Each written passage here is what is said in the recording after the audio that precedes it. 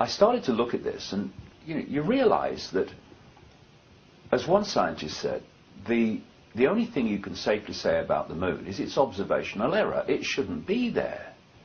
As someone, another scientist said, that with the Earth's magnetic field and the size of the Earth may well not have a satellite. And if it did have a satellite, it would be very, very small. One postulated maybe 30 miles around. This one's 2,160 miles around. In fact, it's bigger than Pluto. And some scientists don't see the Earth-Moon association so much as a dual planet association. Mm-hmm. It's massive. It shouldn't be there. And then you start to look at it, and of course 2 Russian scientists from the Soviet Academy of Sciences in the 70s wrote a very detailed article for a magazine, called Sputnik magazine, saying that the moon was actually a gigantic spacecraft, hollowed out spacecraft. I feel, it could be constructed from scratch, if you like, or it could be a hollowed out planetoid, because this is a really important area of perception. If you want to put people in a box in terms of their sense of possibility, then suppress the information that can give them a sense of possibility outside of the limits you want them to have. And if you do that, then when something comes along, or someone like me comes along and says this is happening well outside the box, people in the box who've taken on this limitation of possibility go, that's impossible, that's ridiculous. No, it's impossible for humans to do it. It ain't impossible to do.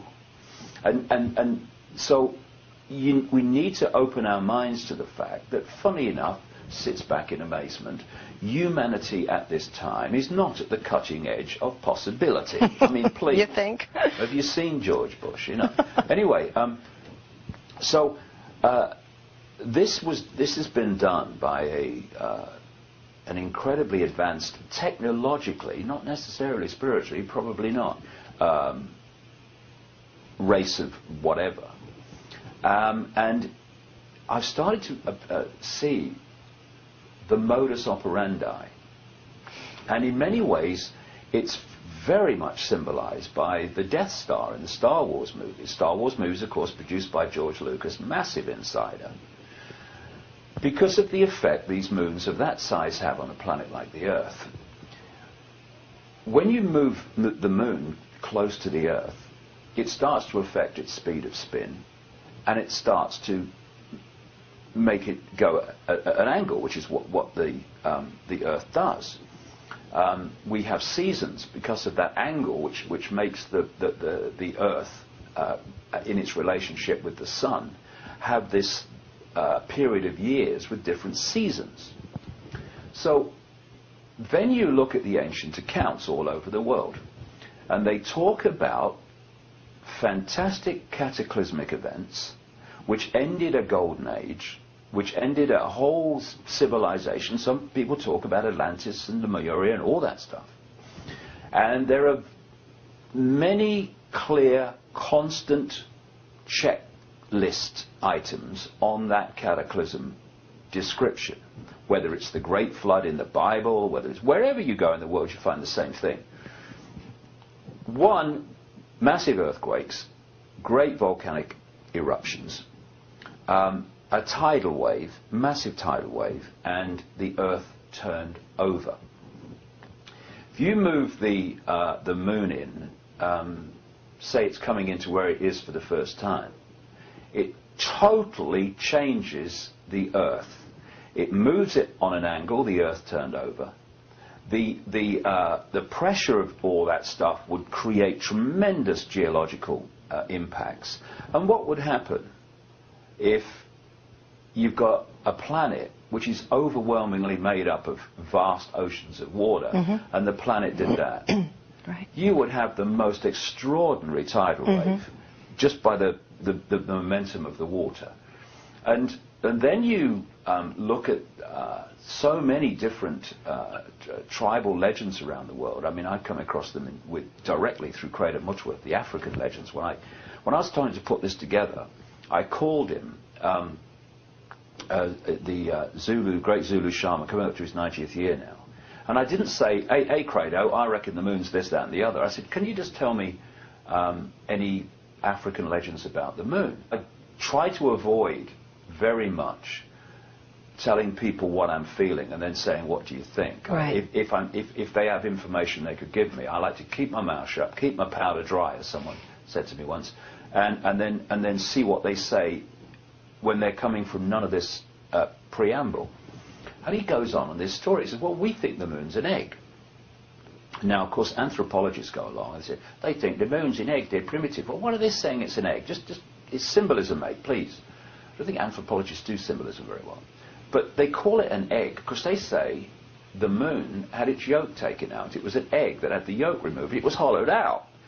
And this is what these scientists were saying in the 70s about it, these Russian scientists. And he said that the legends say that the moon was created far, far away, that it was hollowed out and dragons come into it. It was stolen from the great fire dragon and was rolled across the heavens to the earth. And when it arrived here, it caused great cataclysms, which is what it would do, as we've discussed.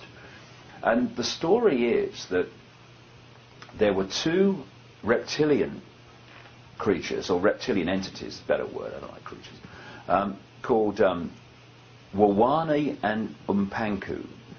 And they were known as, they were brothers, and they were known as like fish gods. And they had scaly skin like a fish, quote from the legend. Now, immediately he's telling me this, I'm thinking Sumer, I'm thinking Sumerian tablets, I'm thinking the Anunnaki, and the two brothers that were leaders of the Anunnaki, according to the Sumerian tablets, Enlil and Enki. And of course, Enki, for one, was very much associated with water. He had another name which was related to his association with water. And so basically I'm looking at the same story using different names. And the modus operandi, it seems to me, is they move these moons in. When they do so, it wipes the slate of the civilization that's there before. And when everything settles down, they start rebuilding the world, the target world, in their image, as a slave race to them. Now, again, we're talking numbers here.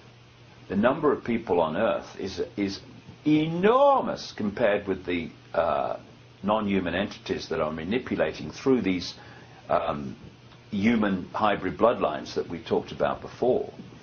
And therefore, these entities have to keep from the target population the fact that what they're doing. It's all, again and again, ancient and modern, I come across this theme. They are terrified of the game being exposed.